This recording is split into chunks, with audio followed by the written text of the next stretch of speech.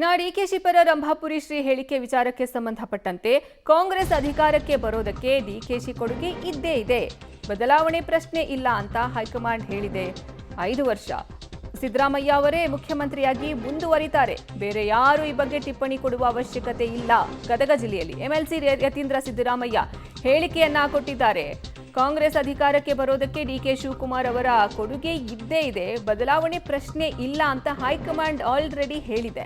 5 ವರ್ಷ ಸಿದ್ದರಾಮಯ್ಯ ಅವರೇ ಮುಖ್ಯಮಂತ್ರಿಯಾಗಿ ಮುಂದುವರಿತಾರೆ, ಬೇರೆ ಯಾರು ಈ ಬಗ್ಗೆ ಟಿಪ್ಪಣಿ ಕೊಡುವ ಅವಶ್ಯಕತೆ ಇಲ್ಲ ಅಂತ ಗದಗ ಜಿಲ್ಲೆಯಲ್ಲಿ ಎಂಎಲ್ಸಿ ಯತೀಂದ್ರ ಸಿದ್ದರಾಮಯ್ಯ ಅವರು ಹೇಳಿಕೆಯನ್ನ ನೀಡಿದ್ದಾರೆ.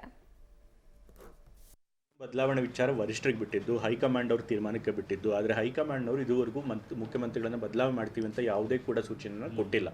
ಯಾವುದೇ ಒಂದು ಪಕ್ಷದಲ್ಲಿ ಸಣ್ಣ ಪುಟ್ಟ ಭಿನ್ನಾಭಿಪ್ರಾಯ ಇರುತ್ತೆ, ಅವಾಗವಾಗ ಶಾಸಕರು ಏನಾದರೂ ಮಾತನಾಡ್ಬೋದು ಅವ್ರವ್ರ ಲೀಡರ್ಗಳ ಪರವಾಗಿ. ಆದರೆ ಅದರರ್ಥ ಹೈಕಮಾಂಡು ಮುಖ್ಯಮಂತ್ರಿಗಳ ಬದಲಾವಣೆಗೆ ಮುಂದಾಗಿದೆ ಅಥವಾ ನಮ್ಮ ಸರ್ಕಾರ ಅಸ್ಥಿರವಾಗಿದೆ ಅಂತೇನಿಲ್ಲ.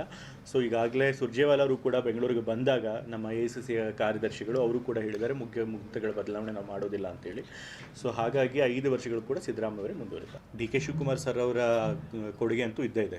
ನಮ್ಮ ಪಕ್ಷ ಅಧಿಕಾರಕ್ಕೆ ಬರೋಕ್ಕೆ ಅವರು ಪಕ್ಷದ ಅಧ್ಯಕ್ಷರಾಗಿ ಭಾಳಷ್ಟು ಶ್ರಮ ಪಟ್ಟಿದ್ದಾರೆ ಮತ್ತು ಪಕ್ಷನ ಭಾಳಷ್ಟು ಬಲವರ್ಧನೆಗೊಳಿಸಿದ್ದಾರೆ. ನಾವು ಆಪೋಸಿಷನ್ಲಿದ್ದಾಗ ಹಲವಾರು ಕಾರ್ಯಕ್ರಮಗಳನ್ನು ಮಾಡಿದ್ರು. ಮೇಕೆದಾಟು ಕಾರ್ಯಕ್ರಮ ಇರ್ಬೋದು, ಮತ್ತು ಮನೆ ಮನೆಗೆ ಕಾಂಗ್ರೆಸ್ ಪಕ್ಷ ಅಂತ ಕಾರ್ಯಕ್ರಮ ಇರ್ಬೋದು. ಸೊ ನಮ್ಮ ಪಕ್ಷದ ಕಾರ್ಯಕರ್ತರಿಗೆ 5 ವರ್ಷ ನಾವು ವಿರೋಧ ಪಕ್ಷದಲ್ಲಿದ್ದಾಗ ವಿರಾಮನೇ ಕೊಟ್ಟಿರಲ್ಲ, ಪಕ್ಷದ ಸಂಘಟನೆ ಭಾಳ ಚೆನ್ನಾಗಿ ಮಾಡಿದ್ರು. ಸೊ ಹಾಗಾಗಿ ಅವ್ರ ಕೊಡುಗೆ ಖಂಡಿತ ಇದೆ, ಅದರೊಳಗೇನು ತಪ್ಪಿಲ್ಲ. ಬಟ್ ಆದರೆ ಹೈಕಮಾಂಡ್ ಅವರು ಮತ್ತು ಶಾಸಕರ ಹೆಚ್ಚಿನ ಶಾಸಕರ ಒಂದು ಅಭಿಪ್ರಾಯದ ಮೇರೆಗೆ ಮುಖ್ಯಮಂತ್ರಿಗಳನ್ನು ಆಗಿ ಸಿದ್ದರಾಮಯ್ಯವ್ರನ್ನ ಮಾಡಿದ್ದಾರೆ. ಸೊ ಇವಾಗ ಅವ್ರನ್ನ ಬದಲಾವಣೆ ಮಾಡುವಂಥ ಪ್ರಶ್ನೆ ಇಲ್ಲ ಅಂತ ಹೈಕಮಾಂಡ್ ಹೇಳಿದ್ದಾರೆ. ಸೊ ಹಾಗಾಗಿ ಬೇರೆ ಯಾರು ಅದ್ರ ಬಗ್ಗೆ ಕಾಮೆಂಟ್ ಮಾಡುವಂಥ ಅಗತ್ಯ ಇಲ್ಲ.